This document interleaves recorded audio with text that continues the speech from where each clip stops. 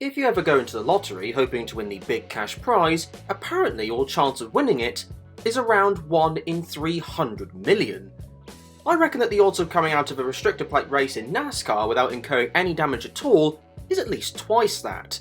And when a win guarantees that you'll be into the next round of NASCAR's playoff format, then perhaps the chances are made even slimmer. Yet, when it came to the 2017 Alabama 500, it seemed like nobody was all that interested in taking the honours.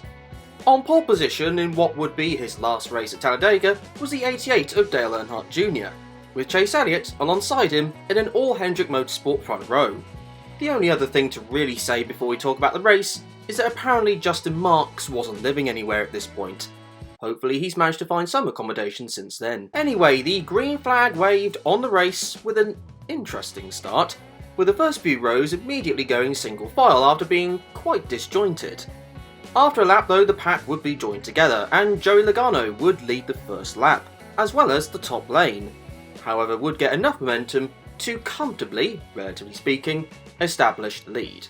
The usual early lap jostling for positions took place, until eventually one lane started to get a stranglehold of the race, for the moment, with the low lane making the most headway. On lap 14, Logano and most of the Ford runners would die for pit road, for a fuel stop that comfortably got them to the end of stage 1. Meanwhile, the rest of the field would stay out, giving Earnhardt Jr. the lead once again, not until Chase Elliott would draft past him a few laps later.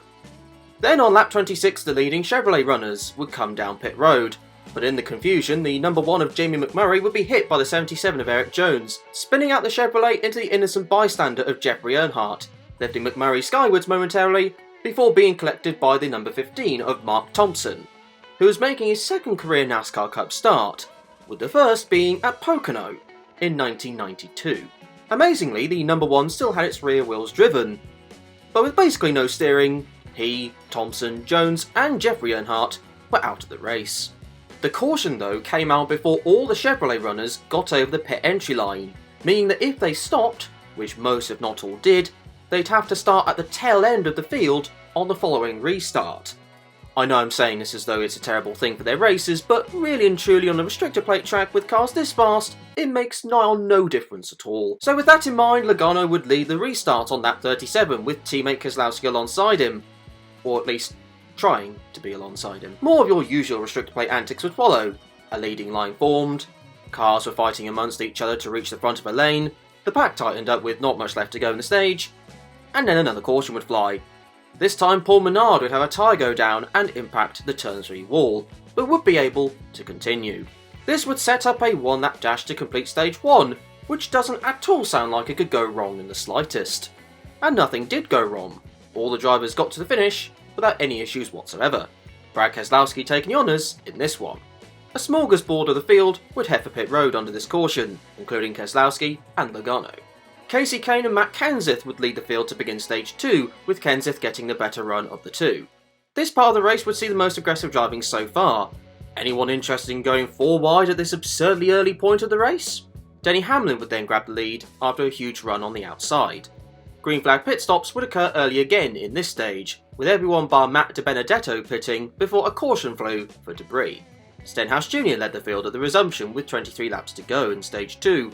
In the end though, the rest of the stage would go by seamlessly, with Ryan Blaney taking the honours this time round. More pit stops would take place for either 2 or 4 tyres, but leading the restart however would be Brendan Gaughan for Beard Motorsports. After leading for a lap and a half under green though, Hamlin would get by, and thus proceeded regular lead changes, and even more aggressive driving. After a while though, the field would string out into a couple of long single-file trains, until the leading Ford runners made their last scheduled fuel stop, with contenders from Chevrolet and Toyota doing the same thing a lap later.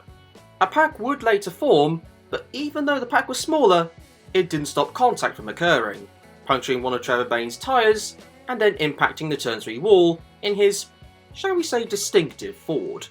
The damage was minimal, but the caution would fly, and this is where things start to maybe take a turn in a chaotic direction. Logano would lead the restart, and would get about, maybe 200 metres before a multi-car crash would occur at the back of the field.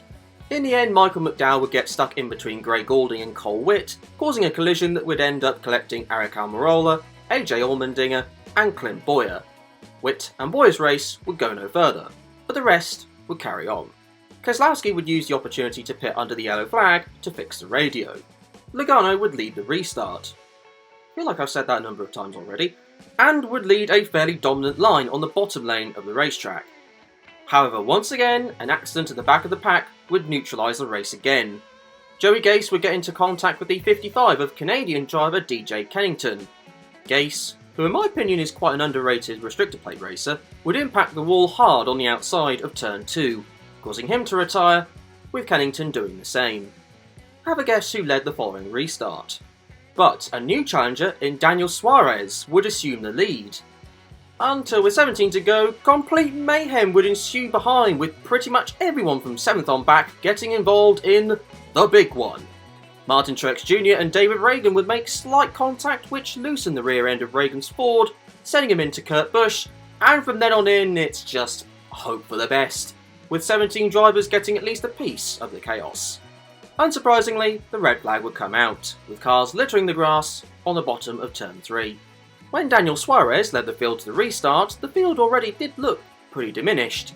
Logano and Suarez would stay side by side, battling for the lead, until a huge run by Chase Elliott would then give him the lead. Then, on the same section one lap later, a trio of 4 drivers couldn't quite make 3 wide work, with Trevor Bayne and Ryan Blaney having a terrifying spin coming to turn 3, with the dominant car of Logano also getting collected into the wall. Blaney's race would end after he was hit by Brendan Gaughan and Kevin Harvick, with both of their races over as well. Although it would be wrong of me not to mention Earnhardt Jr. missing the accident by about the width of a fully cooked omelette. Red flag number 2, followed by another restart. Chase Elliott leading this time round. Suarez and Kyle Larson would get to the front of the queue, and things seemed like a rhythm was starting to emerge, until Suarez went up the track, and Elliott did what any racing driver would do, which is go for the gap, which then disappeared as Suarez tried to come back down, getting hit on the rear quarter panel, and thus a big multi-car incident occurred, involving Elliott, Suarez, Larson, Kane and Chris Buescher, with Elliott in particular having a heavy impact. All the drivers would be fine from this crash, but red flag number 3 would come out. At this point it was impossible for the big one to happen again, as there now weren't enough cars for that to materialise. Aptly demonstrated by how the field looked as they came up to the next restart.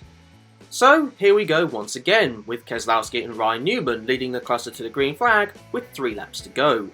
Newman would get the lead from a push off Hamlin, although with how disjointed the pack had become, and with so few cars left remaining in the race, getting the slipstream hadn't been more crucial.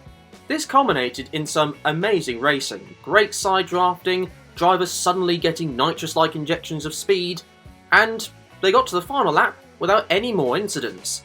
And Newman was still holding on to his lead. But on the backstretch, Keselowski got a run and pulled up alongside Newman. But a bit of momentum from Logano, including some unhelpful sideways momentum, would put Brad in the lead coming to the tri-oval. And he would surge ahead to win the 2017 Alabama 500.